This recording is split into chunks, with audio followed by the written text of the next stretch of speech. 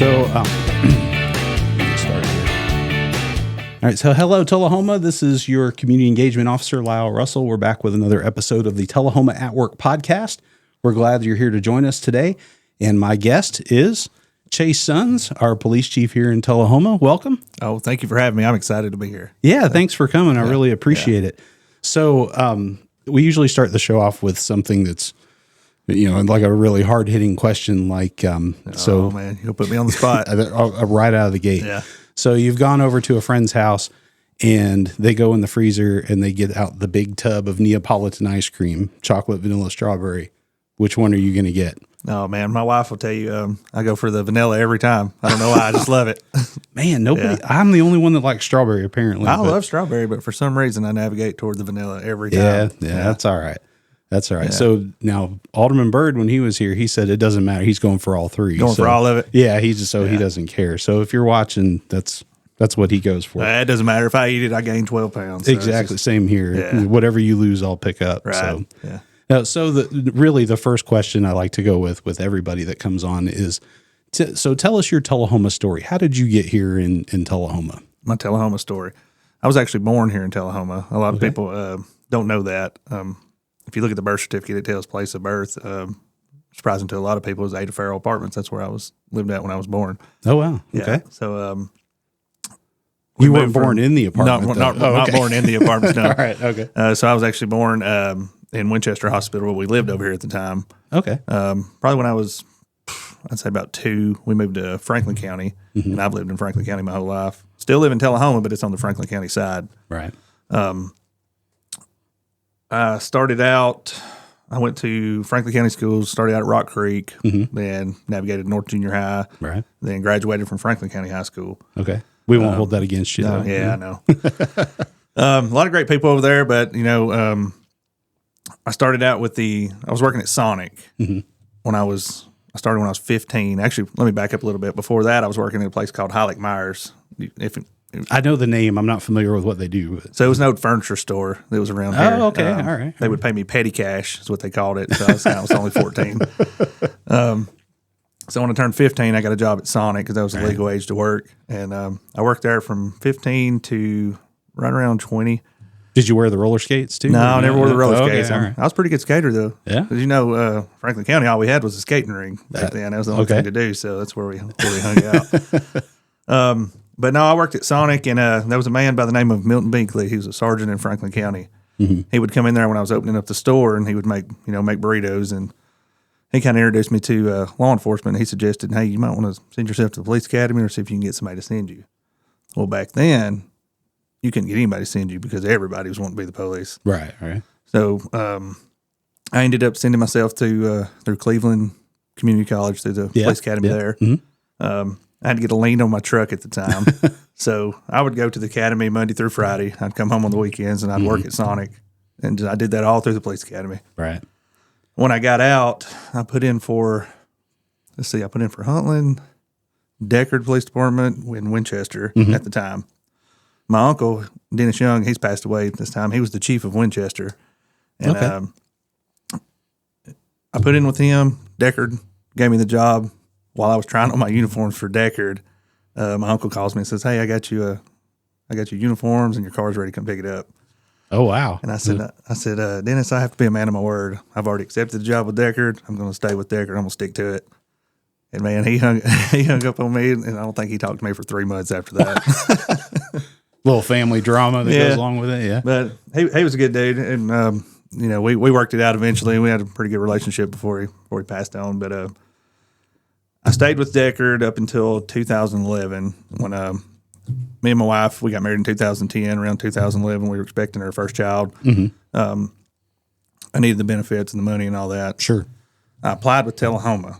Had great benefits, great pay, a lot better than I was making over there at the time. I think at the time it was $10 an hour is what I started out at. Right. Another funny story. I left Sonic. My last year there, I made like $47,000. Wow. My first year in police, and I made $19,000. Let that be a lesson, kids. It was a huge shock, But anyway, I applied here in 2011. It was one of the times where you had to know somebody had to retire or something to get a job over here. I applied against almost, I think it says around 260 people that had applied at the time. Oh, wow. For whatever reason, I ended up getting the job. So, I had a few years in with Deckard. Right. Got the job, worked my way up. A lot of great people. I mean, let's see. Who's still here from back then? Still got Phil Henderson here. Yeah. You got Jason Farrell still here. Right.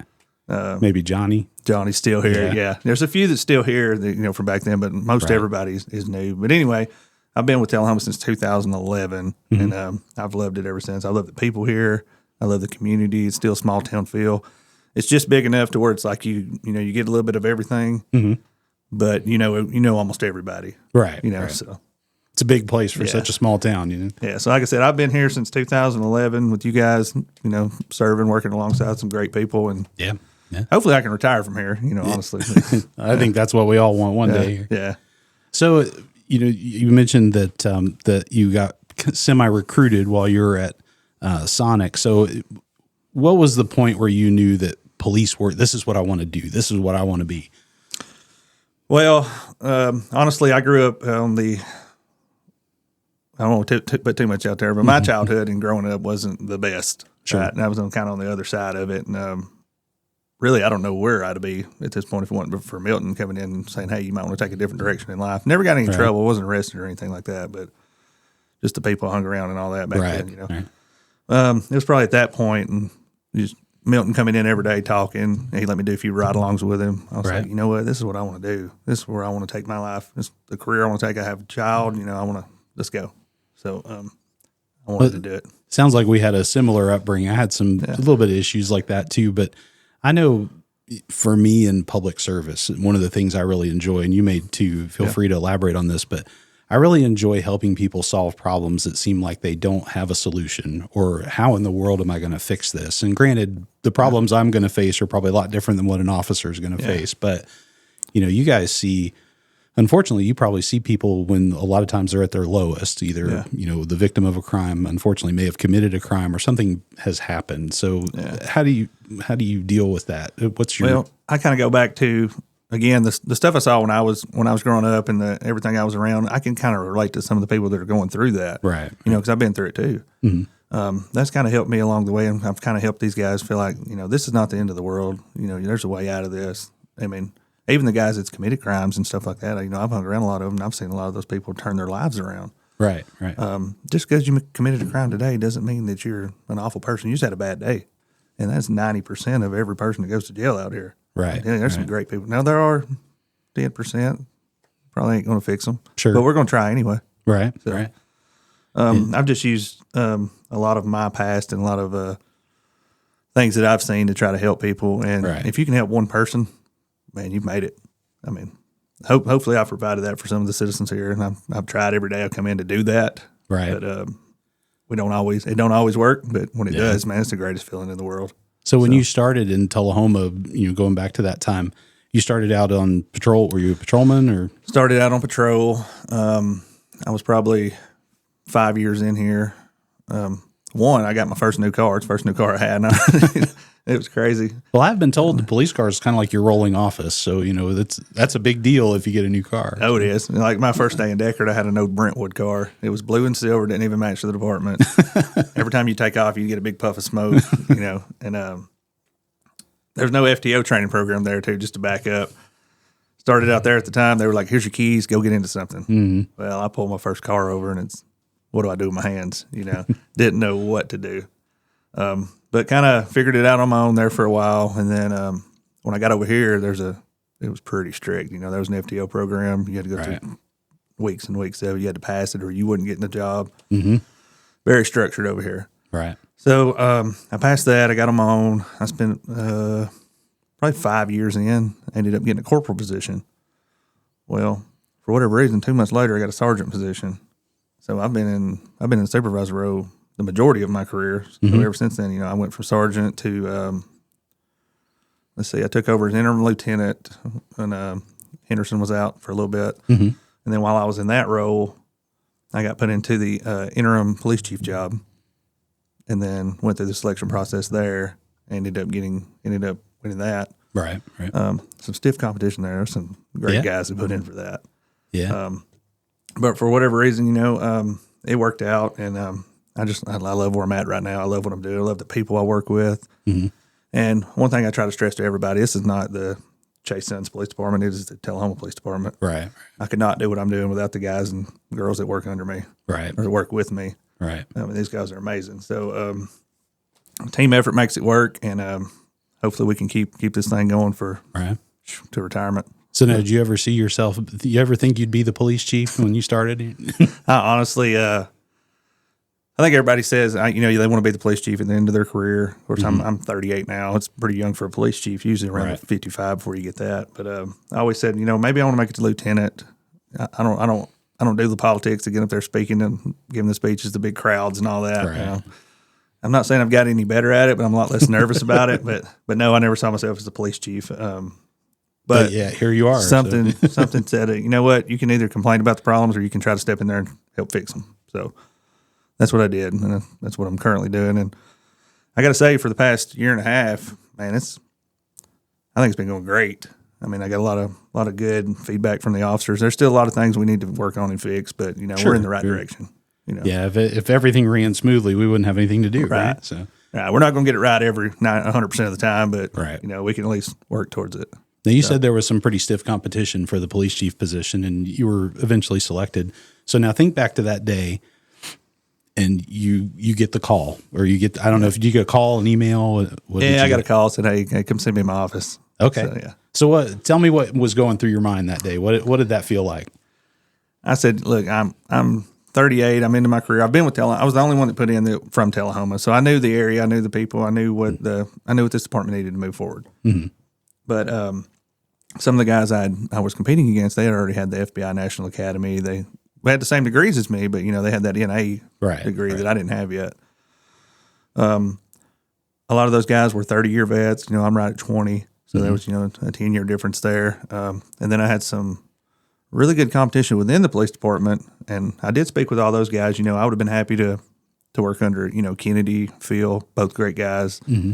Of course, Farrell's there. There's some good guys that's had. You're talking 90 years experience between all of them. Right. They all put their support behind me, and I was really appreciative of it. And I said, you know what, I'm gonna go for it. I'm gonna just throw my hat in the ring. Let's just see what happens. And when I tell you, that was the toughest interview process I've ever been through.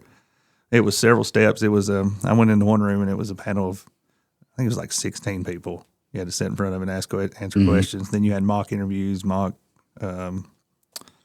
just everything you can think of. Did they have the community folks come in too? They did. Okay. Great people. And they were grilling me pretty good, but ended up coming out on top on all those. And I think that maybe just goes back to, I was born here. I've been around this area my whole life. I've worked for the Tullahoma Police Department the majority of my career. Right. I had a lot of support from the officers. They actually showed up to the announcement. I got really emotional. I don't know. I'm not an emotional person, but I got pretty emotional with that. Just to stand back and see all the guys standing up for you. Yeah. It's just.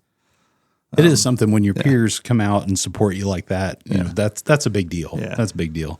And honestly, Mr. Quick, he didn't let up who he was going to give it to. He just, you never knew. He didn't even give a hint on who it was going to come to. And, he does have that poker face where you can't read him sometimes. Yeah. But he ultimately told me why he picked me, and I appreciated that. He was honest. He was telling me the things I need to work on, give me some guidance, and he's been that way the whole time. He's just been, hey, look, this might be where you're messing up. This is what you need to work on. Mm-hmm. But I think you're doing a great job. So he's very supportive, but he will tell you if you mess up. So, well, speaking of supportive now, so you recently came back from the FBI Academy. Oh, yeah. You got to go to a training up there. So tell us a little bit about that. That was amazing. I've wanted to put in that for my whole career, but it used to be you had to be a lieutenant or higher to put in for that. Being sergeant, I didn't put in for it. However, once I took over as chief, I had two officers that worked for me. Both of them work for the FBI now, and then I knew the local FBI agent who's now retired, and then I knew a couple of guys that went to the NA. Mm-hmm. So I just started calling, just putting it out there. It was like a week later after I put in my application, I got a call from the main guy at the FBI, and he's like, hey, I have one slot left. Do you want it? I was like, yeah. Would a hobo eat a ham sandwich? Yes, I would want it. I was kind of speechless. I didn't even answer him back for a second. And then I had a Kennedy over here. He was like, tell him, yeah. I was just kind of in shock at the moment. I was like, because less than 1% of police across the entire country get to go to this. Right. So I was just kind of shocked. It was amazing. But I went to that. Of course, I went back and told my wife, I said, I'm going to be gone for 10 weeks. She wasn't too thrilled about that. What did she have to say about that? So, yeah, she was a little, she was unhappy but proud at the same time. Because like I said, that is you have chief and then you have the FBI National Academy, like two big things you want in your career. And I just can't tell you how grateful I am for that. And even the city to allow me to go to that. That's just amazing. What's some of the memorable moments you had from that trip? It was in D.C., right? It was at the FBI Academy? It was in Quantico, Virginia. Okay, yeah. So it was really hard. I was really nervous going up there because you ain't been to the academy in a long time. You're going to be housed with somebody you've never met. It's 2 people per room. You share a bathroom. That bathroom connects 2 other people, so it's 4 people sharing a room the whole time. It's boot camp style, Just finding the place, getting on, all the security. You go through military checkpoints, then you go through FBI checkpoints, and then you hopefully find your way to the room. And then you go up there, you get all your gear up, you're sitting in your room, and you're sitting there thinking, man, what have I gotten myself into? This is 10 weeks. But I get there, everybody was very helpful. I got to meet the most amazing instructors I've ever seen in my life. These guys have been there, they've seen it, they've done it. They can tell you what they did wrong, which is more important than anything. Right. You don't get it right. Feedback's good, you get it. So. Yeah, but then they give you a lot of advice on where to take the direction to take your police department or ways to help yourself mentally because at the end of the day you got to look out for yourself as well. But made a lot of friendships, a lot of connections all across the country. There were people from China, Ukraine, just everywhere, all over. Oh wow! So it's an international group that you have. Okay, cool. It's about 250 people that were there. While there, I got to see a lot of amazing sites. I tell everybody my favorite site, the best one I went to was Gettysburg. Amazing. Oh, wow, yeah. Oh, man, it was amazing. So they have all the cannons that were, the original cannons that were there. They're still lined up. They give you a tour to go through it. We got to go to the Capitol. We got a private tour of that. They let us go to the top, walk around the dome. Yeah. So that was pretty neat. And then there's a room. This was actually just highlighted up from the current administration that's on right now. They were highlighting the Lincoln room that's in the Capitol. So we go in there, and this guy pulls a piece of the carpet up, and there's a ladder that goes down under the Lincoln room. So he let us climb down in there, and you can sign your name on the wall. Oh wow! And I was like, that's pretty neat. Yeah. So saw that. If they let everybody do that, they're going to run out of wall space pretty quick. Oh yeah. So they've started letting smaller groups do it. They don't let large groups. Right, but if you go in there, go do the same thing. I visited a lot of Smithsonian's. Yeah. So they were everything's free up there. That was what's amazing. So you can go to any of those museums for free. Right. It's a very clean area. Yeah. It's really surprising. Only one I ever got to go to was Air and Space. I wanted to go to the natural history one and a couple other ones, but Air and Space was pretty cool. That was worth going to. Oh, I went to that. It's Air and Space, and then of course you see the Black Hawk, and then you go around the corner, and here's the Enola Gay sitting here. Yeah. I was like, that's amazing. There's a lot of history right there. There's a lot of spaceships. Yeah. It was amazing. Let's see. I went to the Pentagon, which is really neat. There, they have these long hallways. They used to have these big train or jeeps. They used to go through there. That's why they're so wide. They would ride jeeps up and down the hallway. Right. But now they do those little Segway things. Yeah, the exhaust fumes, I guess, would be a little rough inside now. Yeah. But back then, they didn't care. So. Oh, yeah. And then there's a White House tour that's pretty amazing. You can see there's still the actual burn marks from when it was, burnt down. Yeah, yeah. So you can see all that. Lincoln's old office, everything. It's amazing. I mean, there's so much that you have the privilege of seeing up there. And you're just thinking to yourself, man, I'm a little guy from Tennessee getting to see all this and getting to go on all these private tours and getting all this education. And it's just, I can't thank everybody enough for even allowing me to go. But yeah, that's awesome. Made it through it. It was really tough. The physical part of it was really tough. And I was, back in my 20s, I could have smoked it. But right. Actually did pretty well. I got my mile time down to 6 minutes. That's pretty good. A lot of obstacle courses. It was just... They grew you every week, and you have to pass every week. Oh, yeah. Yeah. So they have a thing there. I know Kennedy was telling me about this. They're called the Yellow Brick Road, and you get a break at the end. So for the folks who may not know what that is, what is that? So the Yellow Brick Road, it is it's modeled after the Wizard of Oz, of course. Sure. Yellow Brick Road. So they have a weekly challenge, and the first week is like you're not in Kansas anymore, and it's they put you through the ringer. The irony of that, you know? Yeah. So it's like an hour and a half of just beating you to death, and you got to pass that. And they have one of those every week, and you have to pass every week, all 8 weeks, and then you get week 9 off, and week 10 is the Yellow Brick Road. So you have to pass all 8 weeks to be able to be eligible to even run the Yellow Brick Road. Mm-hmm. So the Yellow Brick Road itself is you start out, it's 3 miles of obstacles. I'm talking, rope ladders in and under. They have one that's got these logs set up with razor wire, and you have to go in this water, like climb under it. Right. So you got 3 miles of that, and then you hit a road, and then you have another 3.5 miles you have to run after the end of that. You have to run, and you'll get back on Quantico, and then I don't give all their details out. Sure. Just for everybody watching, but it's about 6.5 miles of, oh man.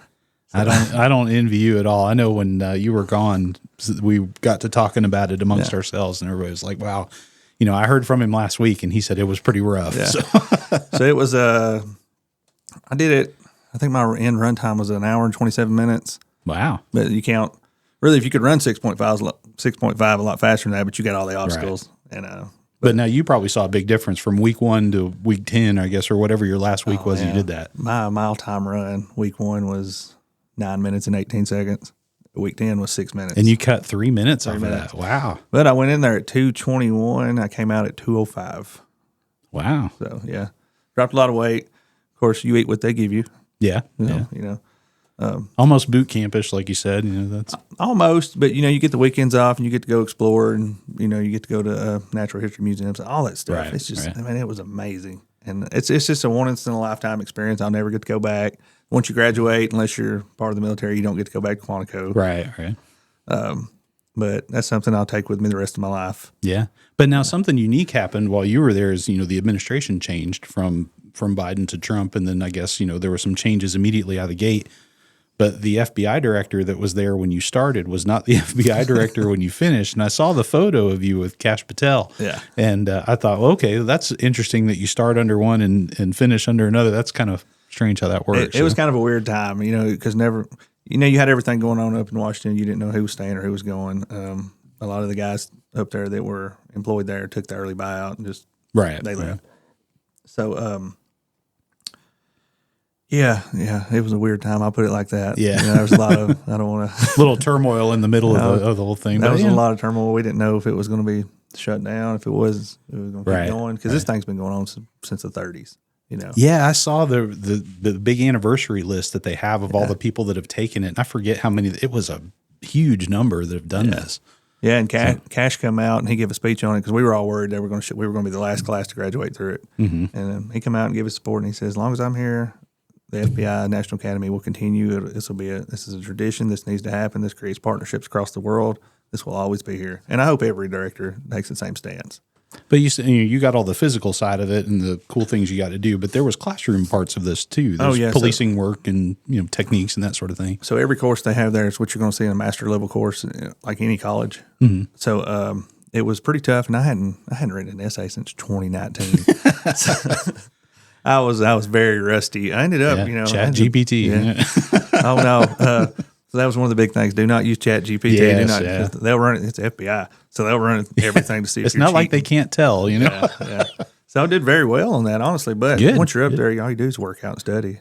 And then go see sites and all that, and mingle with people. But I was very surprised on how well that went. But what was really cool was I got out of it, and if you want another master's degree or something, all you got to take is 4 more courses. You get another master's degree. Yeah. Okay. So after all the credits you get out of that. So that has basically a college level equivalency in a master's program. Yep. Wow, that's pretty. I didn't know that. That's interesting. Yeah, I didn't know it until the very end there, and they kind of threw it on us. So we got a certificate. We got the graduation certificate for the academy. Then we got one for the University of Virginia. And if you want to continue it, almost like a transcript, I guess. Yeah. Okay. Yeah. Very good. Well, that was worth it alone right there. If you ever want to go after another degree, it was amazing, and hopefully we can get some more people from Tullahoma. I think there's only 4 of us from around here that's went, and that's over the last 10 years. But now you come back with all of that experience, knowledge, all these new things that you've learned. Has it been difficult to implement any of that stuff? Have you, what have you run into so far? Not really. I mean, because just like with any department around the country right now, it's a lot of younger officers, a lot of 2-3 year officers. There are some vets still out there, but everybody's eager to learn right now. Yeah, and we've implemented a lot of training with the Tullahoma Police Department. I think we're becoming a training hub for Middle Tennessee. Honestly, we've put on class after class, and I think you highlighted that for us.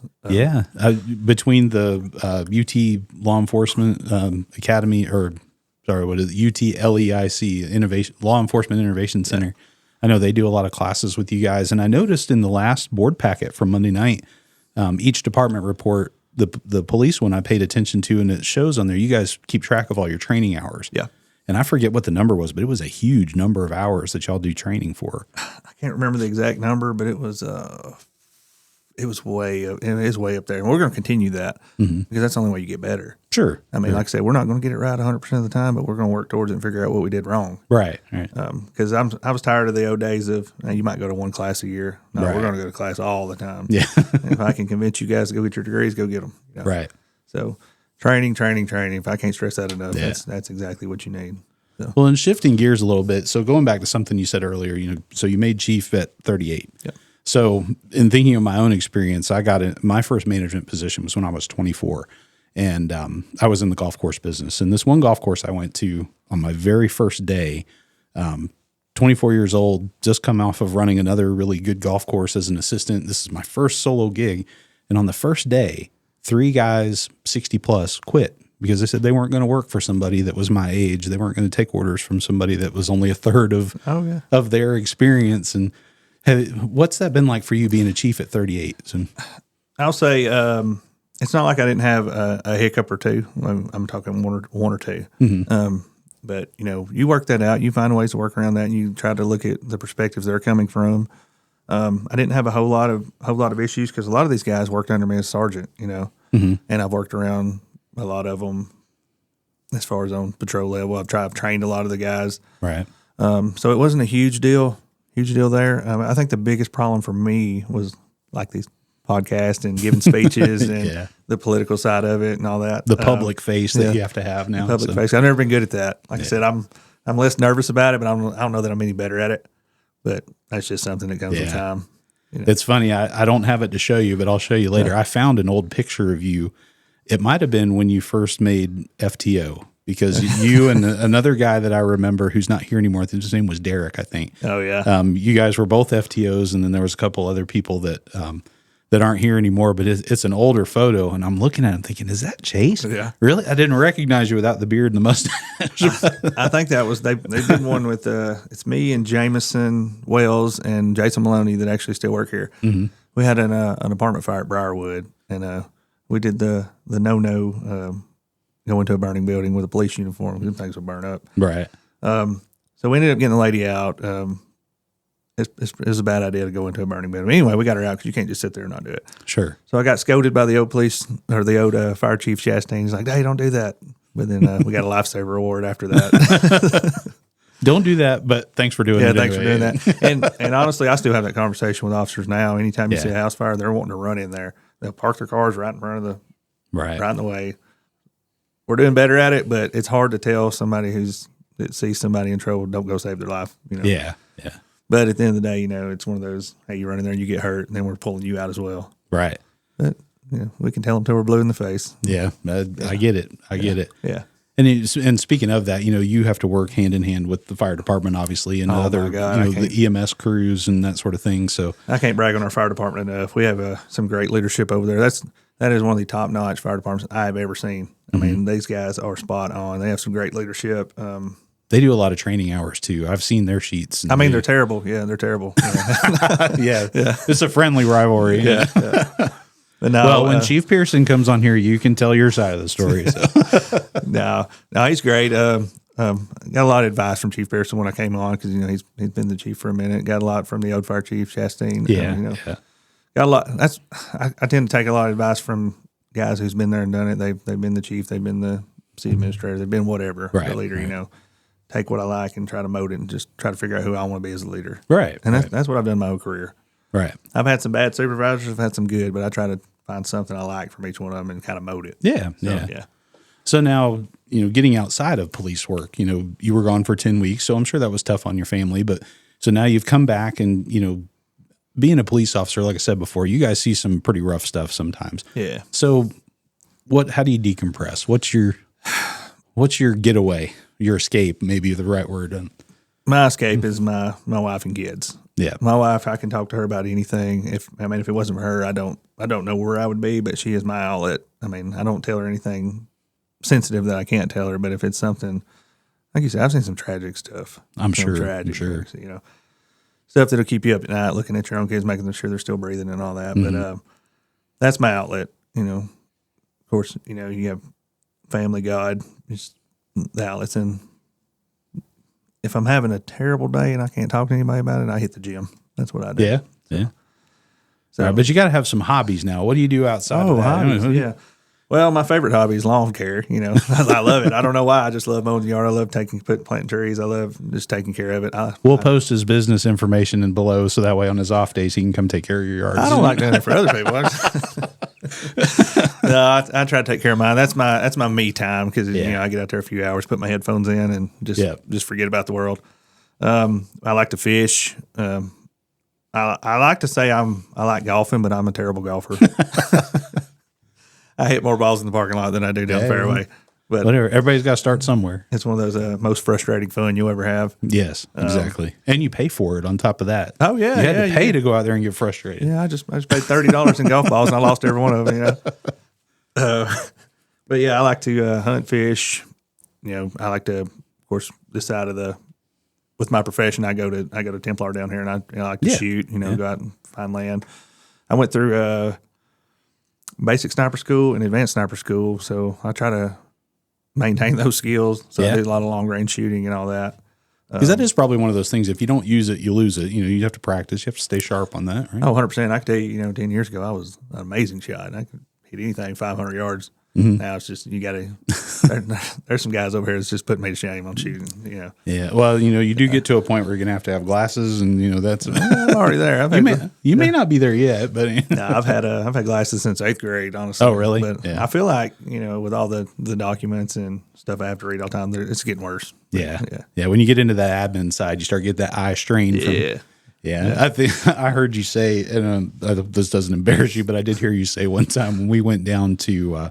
For the record, too, the police department did win the blood assurance battle of the badges. Oh yeah. So you guys, yeah. So the police department took the trophy. That's disclaimer. That's the first time since we've been holding that we won it. But I know, and if you go in the police station, the trophy's like right there in the window too.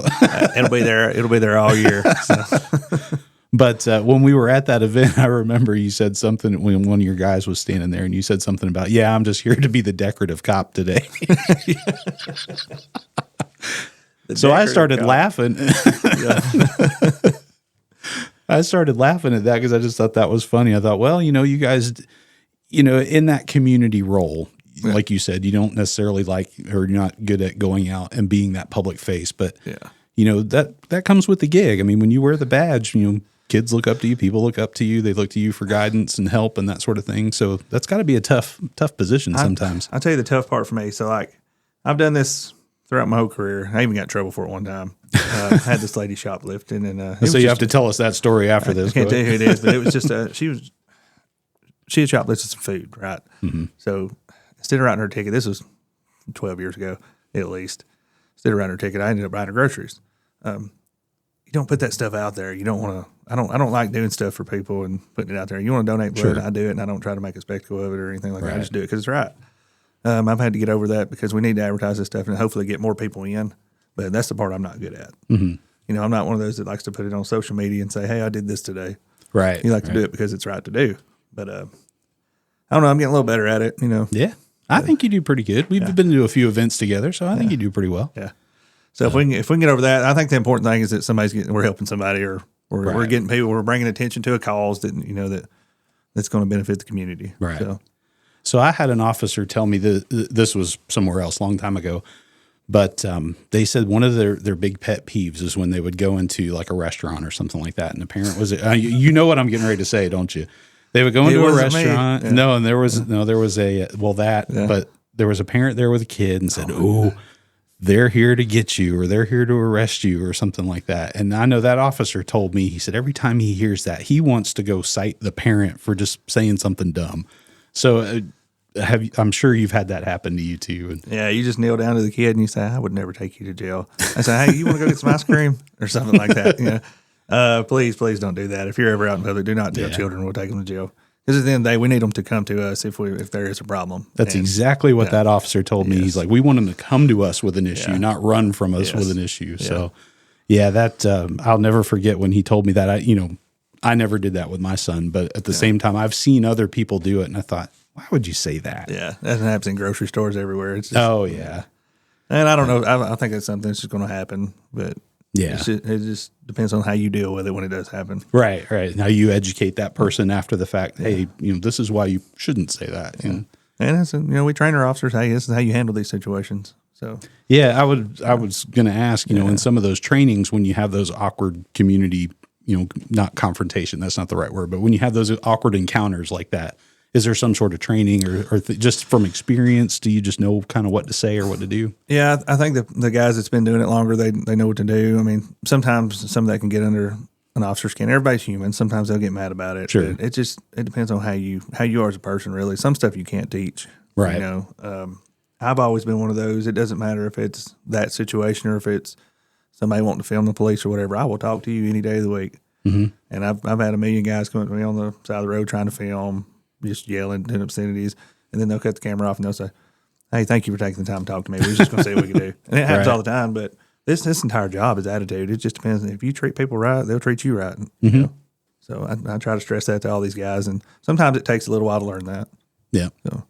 So if there was one thing that you would want the public to know about the Tullahoma Police Department that you wish just people knew either more about or just knew better of, what's something you think you might put out there you want people to know? I just think the ultimate stigma across the entire country is like law enforcement's out here to get you. They're here to make your day worse. They're here to do this or that or take my dad to jail or whoever, I want the public to know we are humans. We are here. We are here because we want to serve our community. We want to make this community safer. We have families here. We live here.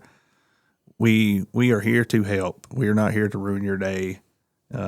And please, if there's anything that these officers step out of line, I need to know this stuff, and we do our best to weed that out. We can't be there. We can't catch 100% of everything, but we're going to do our best to try to make this community safer. And just I hope everybody realizes we are human. We do make mistakes from time to time, but we will do our best to correct those mistakes. Sure. So, and I think that's really all you can ask from anybody. Yeah. I mean, even some of the things I do, I get a lot of praise, which is nice, but I don't do it right all the time either. Oh, right. So, yeah. It's funny when you pull up social media and you suddenly see your picture on the front page of the newspaper, like, oh my gosh, what did I do? And I didn't even know it was there. Somebody sends it to me. I'm like, why are you in the paper? I'm like, I don't know. Why am I in the paper? Oh man, I get that all the time. Somebody will send me a screenshot. I was like, oh, you made the paper today. Oh, did I? What'd I do? For what? So I guess this would probably be a pretty important question too, is that it, much like your situation, you said you were 14 or 15 when you were mentored into possibly becoming an officer. If you had that opportunity, what would be something you would tell a young person right now who said, hey, I want to be a police officer? What advice would you have for me? Well, I was 19 when I got mentored into being it, but I was 14 when I started working. Yeah. The advice I would have going into it is just be humble. Don't go into it thinking you know everything. Realize you're here for a purpose. You need to get into it for the right reasons. Don't get into it because you want to wear a badge or because you want the title. You're here to do a job. You're here to serve the community. You're here to make the community better. You have to realize you're going to see a lot of terrible stuff. You have to realize that going into it. Again, we've lost a lot of officers, just whether they quit or fall in the line of duty, just across the entire country. Mm-hmm. So you have to realize this is a tough job. It's not pretty all the time. It's not fun.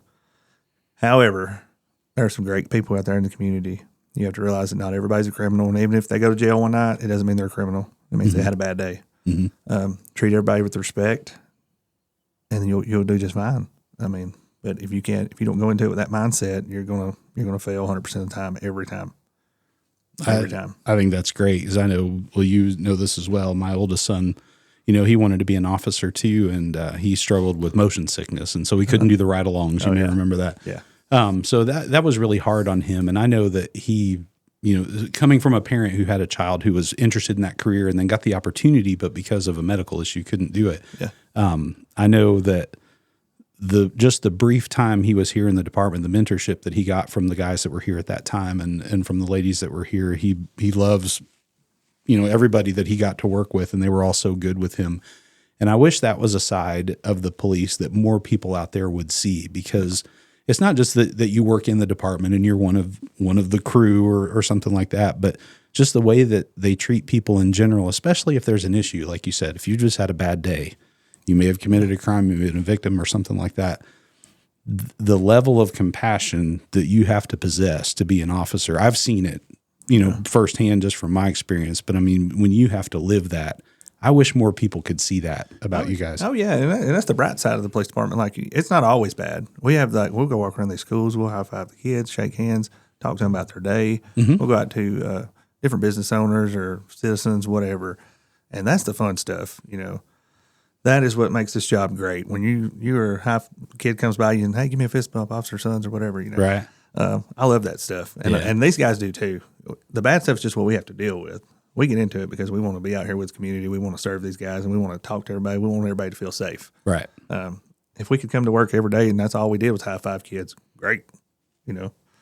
But I'd do that every day if I could. Day, just like you were talking about mowing grass. We used to joke about this at Parks and Rec that if you could just give me a set of headphones and let me mow grass all day, I'll do it. I'll do it 50 hours a week, 40 nothing. I'll just do it 50 and give you 10. 100%. Like I said, that's my me time. So that's right. That's right. Well, I guess we're about to the end here. Is there anything else you'd like to say to the community while you have the opportunity? Just this Thursday, May the 12th at 9 a.m., we're having the police officer memorial. No, May 15th. May 15th. I'm sorry, May 15th. At 9 a.m., we're going to have the police officer memorial. I ask that you come out and support on that. This is a very special time of year. It's sad, but it's also we're celebrating the lives lost, and just this year alone, the numbers are 25% higher than they were in 2020. Just this year alone, we're just in May. Yeah, and you're talking about nationwide. Just Tullahoma's lost 5 officers. We've lost 5. 5 in the last since the third or 87 was the last one. So hopefully we never see another one. But exactly. But we just need to be here to support those guys, support the families of the people that are the ones that's falling in the line of duty, and hope you guys can come out and support that. And man, thanks for having me on. I love this opportunity, and any I get to talk to the community, I love it. So. Well, I appreciate it. Yeah. Thanks for coming out. My guest today was Police Chief Chase Sons, and we'd like to remind Tullahoma with the Bob Barker sign-off that if you have pets out there, please spay and neuter them. I love doing that because I loved Price is Right when I was a kid. I would watch it all the time. That was the call home. Or calling sick from school, you're watching the Price is Right. Yes, between Price is Right and then in my era, that was right at the start of Jerry Springer. So unfortunately, you went from Bob Barker to Jerry Springer, but whatever. Yeah. But thank you, Tullahoma, for tuning in, and we will see you next time on the Tullahoma at Work podcast. Thanks for being here. Thank you.